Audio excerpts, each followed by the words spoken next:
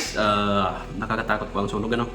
So, huwag kayo mag-alala kasi kahit basic lang, ituturo ko sa inyo kung paano gamitin yung fire extinguisher. Napaka-importante po na meron po tayong ganito na unit sa ating mga bahay. Una, magkaroon ng sunog, may spark sa bahay ninyo, huwag kayong magpataranta. Yan po ang muna nyo gawin, huwag po magpataranta. Relax lang. Kung meron kayong ganito sa bahay ninyo, meron kayong fire extinguisher. Mga hindi pa alam kung paano i-operate itong fire extinguisher, guys. Maraming klase ang fire extinguisher.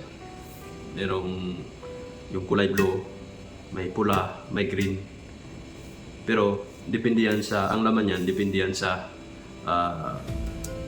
kanyang chemical. Itong kulay green, ang laman nito ay hexafluoropropane, ang laman nitong kulay green. Yung kulay pula naman, guys, ano yun, ammonium phosphate. Pero dry chemical din siya. Ito, dry chemical din at EBC. Pwede siya sa brushwood, sa langis at sa krudo, sa gasolina at krudo. At yung C ay para din siya sa electrical, yung mga wirings na masusunog. Kaya EBC ang kanyang laman nito. Yung kulay pula, EBC din yon, dry chemical din yon. Ito dry chemical din. Ito lang yung available natin na, at saka ano po ito, empty po ang wala pong laman ito kasi demo lang po ito Ano natin gawin kapag may case of fire? Gagamit tayo ng TPAS. Ano ibig sabihin ng TPAS? Ang letter T is twist. I-twist mo yung itong pin. I-twist mo itong pin. Ito yung pin niya. I-twist natin siya para maputol itong silyo kasi may silyo sa guys pag galing sa Bureau of Fire.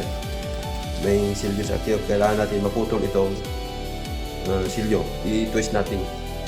Tapos pag na-twist na natin, hahatakin natin itong pin. Hahatakin natin. Kapag nahatak natin ang pin, guys, kailangan safe ang hawak mo dito sa yung lever niya. Ito yung lever niya. Ang hawak mo dito sa ilalim, huwag dito sa ibaba ha. Huwag dito.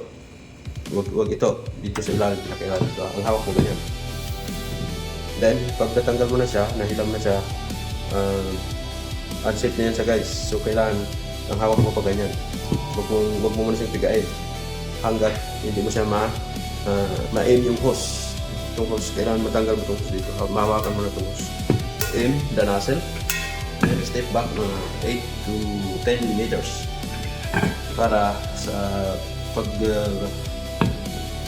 ready to fire ka na. So, ang hawak ko dito sa ilalim, then alalay ka dito sa ibabaw para pag bigla mong gano'n, squeeze mo. Pag squeeze mo ibig sabihin, pag biga mo nito, pag squeeze, diretso ka na.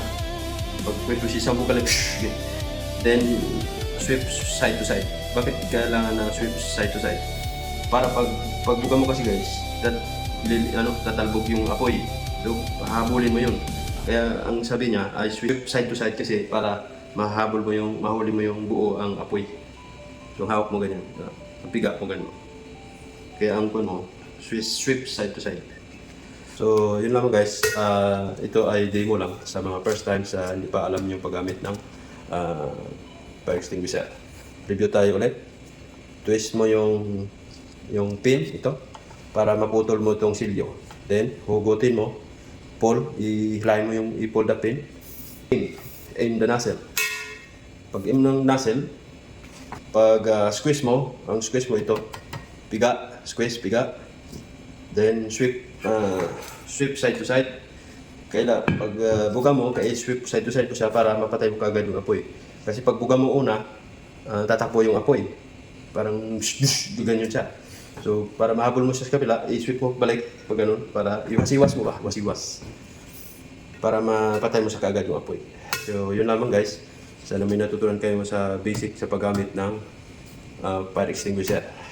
Maraming salamat sa inyong panonood.